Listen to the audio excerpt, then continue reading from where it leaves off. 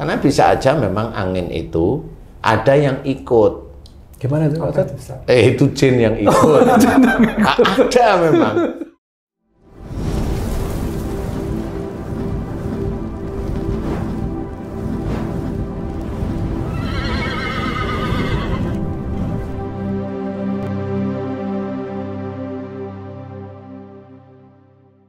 Bismillahirrahmanirrahim. Assalamualaikum warahmatullahi wabarakatuh. Waalaikumsalam warahmatullahi wabarakatuh. Para pemirsa dan sahabat beriman dimanapun berada, kita jumpa lagi di Ustadz Danu Official Channel bersama saya Tung.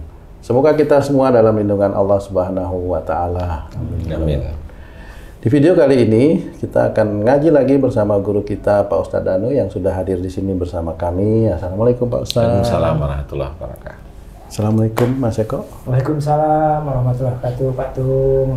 Alhamdulillah. Bang Ji, Assalamualaikum. Waalaikumsalam Pak Tung. Oke, para pemirsa dan sahabat beriman dimanapun berada, kita lanjut aja nih. Kali ini kita akan membicarakan satu masalah atau peristiwa penyakit. Ya sebenarnya sih bukan terlalu penyakit ya Pak Ustadz. Kata-kata yang sering diucapkan atau kita dengar itu masuk angin, seperti itu Pak Ustadz. Masuk angin. Saya punya teman hampir tiap hari masuk angin. Kalau enggak perut kembung, gelegean, kalau ditanya, masuk angin Pak. Terus kerokan. Kerokan memang merah sih punggungnya itu Pak Ustadz kalau dikerok. Kalau masuk angin, kalau enggak masuk angin dikerok ya enggak merah tuh apa jinnya keluar lewat kulit atau gimana gitu. Terus kadang-kadang waktu kita masih kecil, orang tua kita kalau kita pakai baju singlet tuh, pakai baju nanti kamu masuk angin gitu. Padahal angin tuh kan ciptaan Allah juga ya, kok nyakitin gitu. Jadi masuk angin itu secara tauhid memang ada hubungan dengan akhlak juga itu Pak Ustadz. Iya. Bismillahirrahmanirrahim. Assalamualaikum warahmatullahi wabarakatuh. Waalaikumsalam warahmatullahi wabarakatuh. Amin ya rabbal alamin. Memang kalau dicari di dalilnya masuk angin itu emang nggak ketemu sih. Nggak ketemu ya. Semua dalam mencari kesembuhan itu harus dicari berbagai macam cara. Yang jelas jangan sampai keluar dari syariat. Tidak syirik dan juga tidak musyrik. Itu harus seperti itu. Kalau cari orang Arab sana masuk angin ya tetap makan aja madu begitu aja ya. Sampai sini pun ya sama. Tetapi persoalannya bukan hanya madu saja. Nah, di sini saya memang meneliti sejak dulu masuk angin itu kenapa sih gitu. Ya, betul. Orang meriang masuk angin. Nah, kalau orang gelegean itu belum tentu masuk angin. Ya. Belum tentu masuk angin. Kemudian orang yang mohon maaf ya kentut-kentut ya belum tentu itu masuk angin. Berarti ungkapan yang kurang tepat itu Pak Ustadz. Iya, masuk angin. Iya, tetapi ya sudahlah nggak apa-apa. Tetapi yang kentut-kentut itu memang Allah mengizinkan kentutnya agak lebih banyakan seperti itu. Ya bisa itu disebabkan karena makanan bisa. Tapi Allah mengizinkan bisa karena kalau umpamanya yang sering-sering saya amati itu kan saya makan itu kan sama tiap harinya gitu ya. Bener. Ya sama lah rata-rata itu. Bener ya Pak. Kadang saya diizinkan bisa kentut oleh Allah Ta'ala, kadang itu enggak. Nah itu kan menandakan bahwa makanan yang saya makan sama, hampir setiap hari, ada yang diizinkan kentut terus, ada yang kentutnya sangat jarang. Itu kan menandakan bukan dari masalah makanan. Itu saya ngujinya seperti itu. Dari masalah apa kebanyakan Pak Ustadz? Dari masalah Allah mengizinkan kentut kita aja sebenarnya. Makanya setiap kali selesai buang angin itu, ya sudah disyukuri. Alhamdulillah, karena memang Allah mengizinkan. Dan itu bukan masuk angin. Itu memang ada gas yang memang harus dikeluarkan. Istilahnya kalau orang kembung, perutnya kembung, ya itu gas yang nggak bisa keluar. Sebenarnya insya Allah seperti itu. Nah, masuk angin ini urusannya adalah dengan badan. Ya, dengan badan. Badan meriang. Dari mulai punggung atas sampai punggung bawah. Meriang. Jadi kalau kena angin dingin aja udah Greges gitu ya. Padahal yang nggak dingin-dingin amat. Siang ya greges-greges seperti itu. Itu masuk angin ya, meriang. Nah, insya Allah yang selama ini saya amati, insya Allah itu disebabkan dari orang tersebut itu relatif jengkelnya itu setiap hari sering. Jengkel aja. Khususnya dalam masalah keluarga. Kalau di punggung itu insya Allah hubungannya dengan keluarga, entah itu masalah pekerjaan sehari-hari, entah itu masalah anak, masalah antara suami dan istri, itu di keluarga aja, itu intinya. Sehingga itu kalau jengkel itu momennya istrinya ngerjain sesuatu, nih, dia lihat nggak bisa, bukan begini loh caranya ngerjain begini, enggak. Ngerjain gitu kok nggak bisa. Nah, awalnya itu. Tapi kalau itu dikerjakan setiap saat, akhirnya ngejek istrinya, kemudian marah ini dan sebagainya. Itu yang akhirnya orang Muslim, saya cerita tentang Muslim karena kita Muslim. Orang Muslim nggak sadar bahwa itu salah di hadapan Allah Ta'ala. Nah, ujian yang dihadapi terhadap istri atau suaminya, pada saat tersebut dia tidak lulus. Kalau dia ada kejengkelan, masuklah jin yang punya unsur itu panas masuk ke tubuh. Khususnya berhubungan dengan tulang punggung, kemudian di punggung, itu insya Allah seperti dia masuk di situ aja. Karena kebanyakan orang-orang Muslim itu kalau melakukan kesalahan yang saya amati, jarang yang tobat atau mohon ampun. Memang dia mohon ampun, istighfar, tapi di titik selesai sholat aja. Sholat pun banyak ustadz-ustadz menceritakan kalau habis sholat berdoa istighfar itu dipergunakan, salah satunya adalah kalau dia salah dalam sholatnya, lalai dalam sholat, lalai itu memang salah lah istilahnya, atau kelewatan yang dia tidak sengaja, istighfarnya seperti itu. Nah, jarang sekali istighfar itu fokus kepada persoalan dia sehari-hari.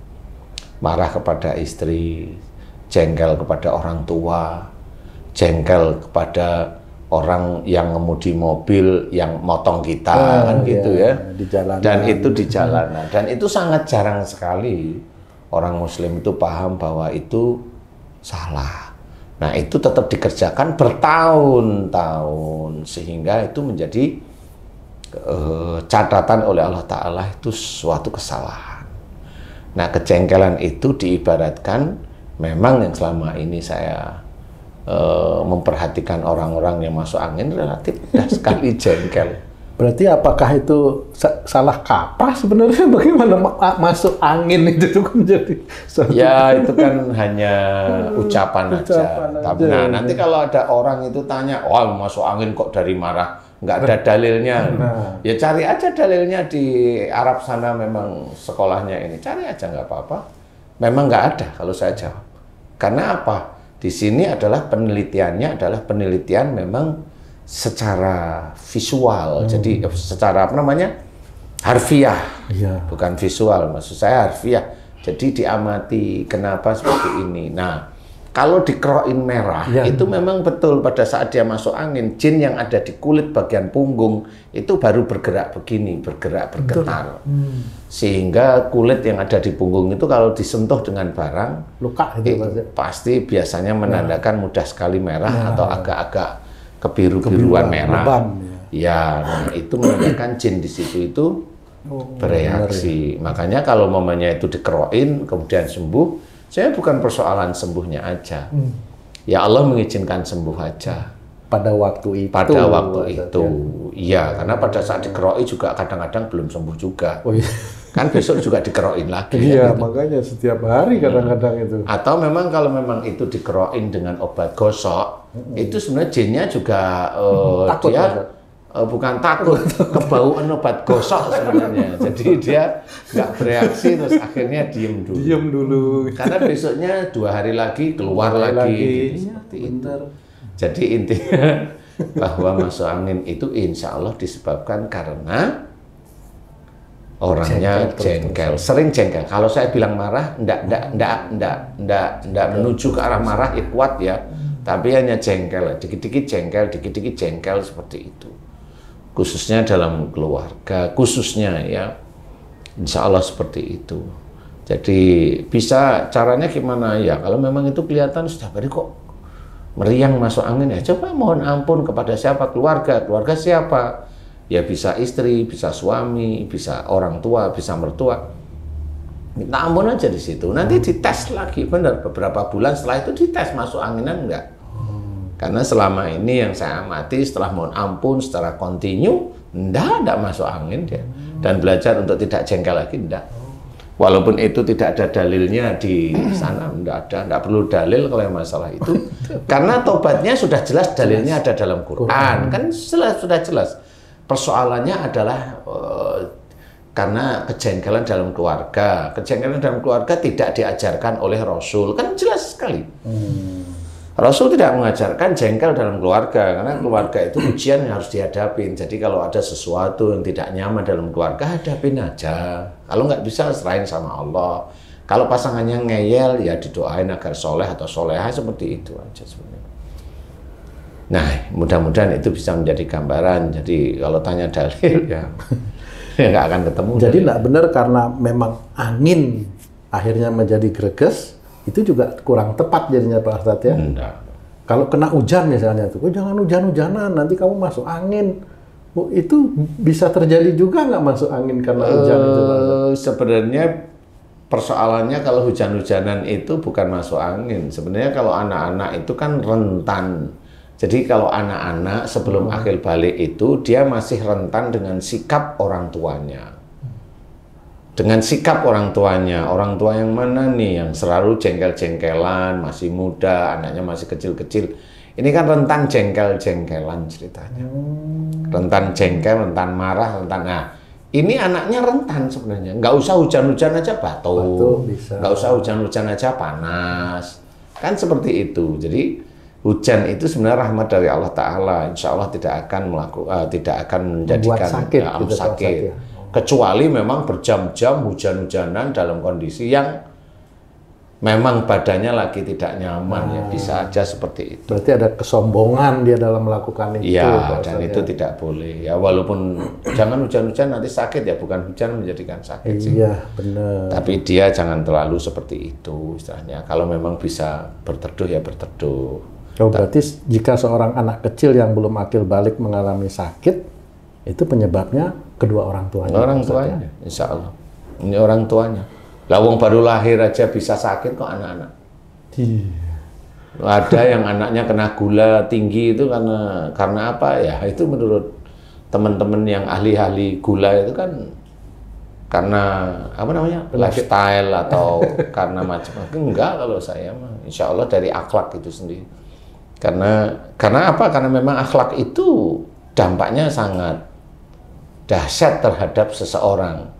Baik itu nanti kalau dia akhlak itu keluar jalur dari Rasul, dampaknya adalah musibah, yang paling ringan itu sakit. Kalau dia akhlaknya itu baik, mirip seperti Rasul, dampaknya nanti masuk surga. Selain dia beriman loh ya, kalau dia nggak beriman ya, beriman itu kan ya berarti dia muslim maksudnya seperti itu. Kalau dia tidak beriman ya nggak bisa. Itu dampaknya sebenarnya. Jadi dampak dua hal kalau akhlaknya itu baik ya benar-benar baik, insya Allah masuk surga, insya Allah. Tadi Pak Tung bilang kan angin itu Ustadz bilang kan nggak ada efek dari angin itu. Nah dulu saya dibandingkan yang sekarang, kalau naik motor nggak pakai jaket nih Ustadz, masuk angin Ustadz. Ya, yang dulu atau yang sekarang? Oh dulu enggak. Dulu gimana? Dulu maksudnya tuh Waktu masih muda mungkin. masih Sebelum pensiun. sebelum pensiun tuh naik motor nggak pakai jaket juga, kelilingan juga Aman. pulang-pulang nggak kembung gitu, mau enak gitu, mau makan kok enak, mau apa enak gitu. Kalau nggak dikerok nggak sembuh gitu kan. Nah kalau dulu nggak ada masalah, itu bedanya apa tuh Ustadz? Wah itu macam-macam itu. Ini kalau memang mau menceritakan tentang kehidupan macam-macam. Kembung kalau nggak dikerok nggak hilang kan gitu. Atau itu macam-macam. Satu, itu memang cara Allah mengingatkan bahwa umpamanya Haji J, umpamanya sejak dulu ibadahnya bagus umpamanya, ya umpamanya di hadapan Allah ibadahnya bagus dilihat. Tetapi haji itu masih ada kekurangan, kejengkelan yang selama ini jarang sekali dimohonkan ampun kepada Allah Ta'ala. Nah, kalau orang yang tidak sakit seperti itu, tidak sakit seperti masuk angin, dia pasti akan lupa, nggak akan pernah, nggak akan pernah mohon ampunan terhadap kejengkelan yang dikerjakan setiap hari kepada, khususnya apa yang tadi masuk angin itu rentan khususnya pada keluarga. Nah, sekarang dites. Haji J dengan istri aja, nggak usah yang lain-lain. Sering nggak jengkel itu dulu. Nah, kalau sering jengkel, nah ini dijawab nih Ji, kan ini juga sedulur beriman juga ingin lihat jawaban loh ya. Ini. Sering nggak jengkel gitu? Sering. Nah, kenapa dulu belum tidak belum dimunculkan oleh Allah Ta'ala? Bisa aja. Ini menurut saya, bukan menurut Allah. Ini menurut saya, karena ini kan pengalaman yang sering saya meneliti ya. Menurut saya itu memang kejengkelan Haji J belum masuk nisab ukurannya, sehingga pada saat itu belum dikeluarkan karena dulu ibadahnya masih biasa-biasa saja. Nah, sekarang sudah mulai sebelum pensiun nih, ibadahnya udah mulai dikuatin nih. Nah, imannya kan menguat itu Ji. Nah, kalau imannya menguat berarti dosa-dosa yang kemarin itu akan ditampakkan oleh Allah Ta'ala. Agar itu nanti Haji J juga ingat, nih loh kamu itu masih ada dosa di sini. Jadi Allah itu sebenarnya sayang kepada orang Muslim. Kalau orang Muslim itu diberi sakit, itu rasa sayang. Cuma sayangnya Allah bukan sayang yang kalau kita sayang umpamanya sayang sama seseorang wanita itu dengan sayangnya itu akan memberikan hadiah, bukan seperti itu. Berikan fasio. Sayang yang dulu apa namanya? Saya nggak tahu. Dulu sudah lupa Pak Ustaz. Yang dulu apa namanya? Udah, nggak salah. Jadi sayangnya Allah itu beda dengan sayangnya manusia. Kalau manusia sayang memberikan sesuatu. Kalau Allah sayang itu mengajari manusia itu nanti untuk masuk surga sebenarnya. Ampunan. Nah, dimunculkanlah sakit atau musibah agar paham bahwa dosanya ada di situ. Gitu. Nah, kalau sudah ada dosa di situ, agar orang ini tobat di titik itu. Agar nanti yang muncul itu kebaikan-kebaikan di hadapan Allah Ta'ala. Nah, itu sayangnya Allah kepada manusia. Cuma kadang manusianya nggak paham. Dibilang sakit itu rasa sayangnya Allah kepada kita, iya, tapi nggak diapa-apain, tobatnya kagak mau, kan gitu. Merasa dianya sendiri itu tidak pernah salah, tidak pernah dosa, karena apa? Tidak ada dalil yang menerangkan bahwa masuk angin itu dari sanad-sanad nggak ada dijelasin, dia nggak mau ikut. Akhirnya kan bisa aja malah besok-besoknya itu, malah akhirnya dia akhlaknya tidak baik, tidak mengikuti Rasul, ya akhirnya ya apa yang dia uraikan betul-betul itu nanti akan menjadikan timbangan di akhirat. Insya Allah seperti itu Ji. Jadi kalau haji saat ini sudah mulai dimunculkan, nah itu berarti Allah mulai memperlihatkan sayangnya pada Haji J. Alhamdulillah. Masuk angin itu ada juga nggak disebabkan oleh sihir, Ustaz? Bisa tapi tidak terlalu kuat ya. Karena masuk angin penyakit ringan ya? Iya kelihatan. Jadi gini, kalau ini nih cerita. Jadi bedanya sihir dengan fisik, kalau masuk angin itu kan ngeblok satu punggung biasanya. Betul. Sampai ke ini, iga-iga di sini. Jadi nggak enak lah ya. Nah, kalau sihir itu nggak seperti itu. Tidak merata semua. Tidak merata semua. Sihir itu nitik. Nitik. Pada satu tempat ya. Pada satu tempat. Bisa di perut, bisa di punggung. Bisa di perut, bisa di punggung, tapi nusuk bentukannya. Nah, itu nggak bisa Apa dikatakan. karena dukunnya pakai jarum jadi titik? Kok tahu? Memang Pernah ya? rata-rata seperti itu, Ci. Memang rata-rata seperti itu. Oh. Jadi tidak semua kasus masuk angin itu dari sihir, enggak. Oh. Tapi kalau masuk angin menurut saya ya sakit biasa aja, walaupun umpamanya Allah mengizinkan saya diizinkan mampu menyelesaikan sihir, tapi semua orang sakit belum tentu dari sihir. Makanya di YouTube ini saya cerita, nggak semua sakit dari sihir kok. Dominannya apa Pak Ustadz? Dominannya akhlak. Karena sihir itu akan menjadi-jadi kalau akhlak orang itu memang rusak. Iya.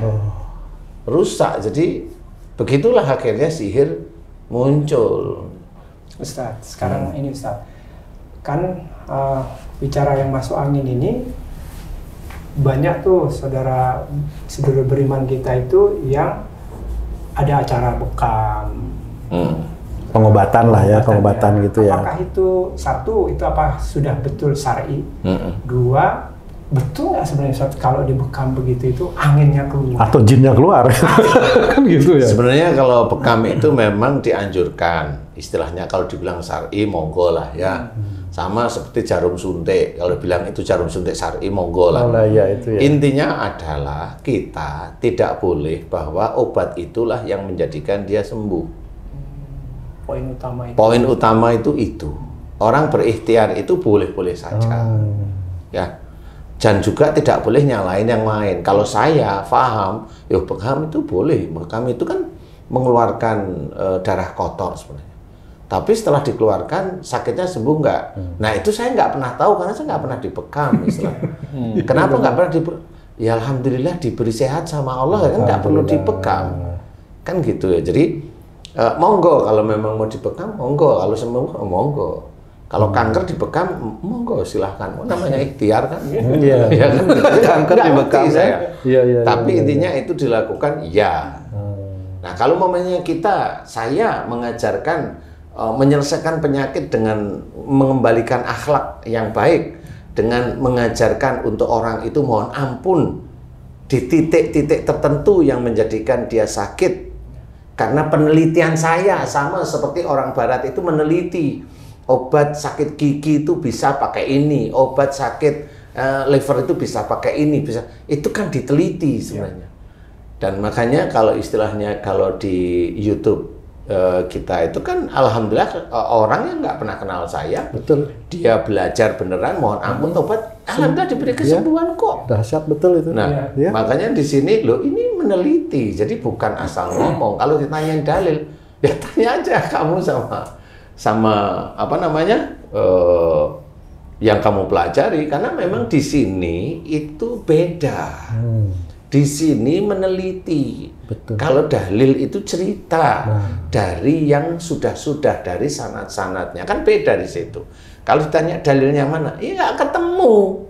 Sama seperti itu. Kalau mamanya sama seperti orang Arab pakai gamis, orang Indonesia pakai baju biasa.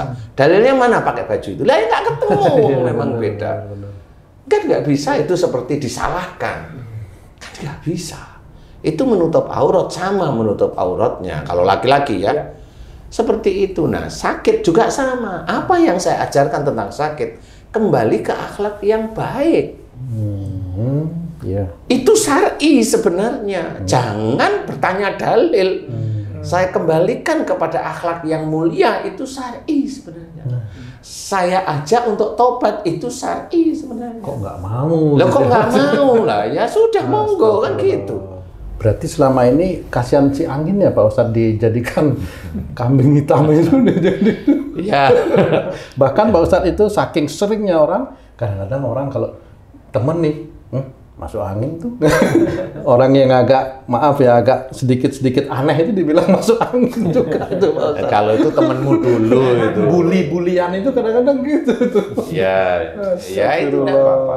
Makanya kalau angin itu sebenarnya diberikan oleh Allah Ta'ala untuk menebarkan benih-benih, itu kan nggak bisa juga. Makanya kalau ada angin, ya kalau memang itu angin terlalu besar ya berlindung. Kan hanya gitu-gitu aja. Iya, benar. Dan jangan merasa hebat seperti itu.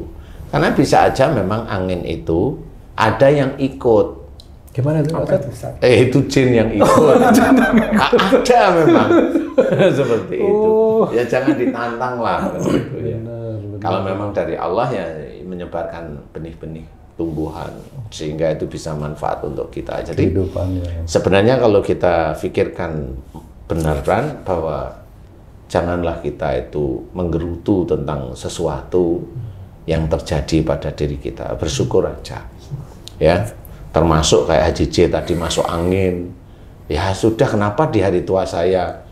Lah itu tadi, ya disyukuri aja, bukan masalah masuk anginnya, ya dapatnya seperti itu ya disyukuri aja dulu kan gitu ya.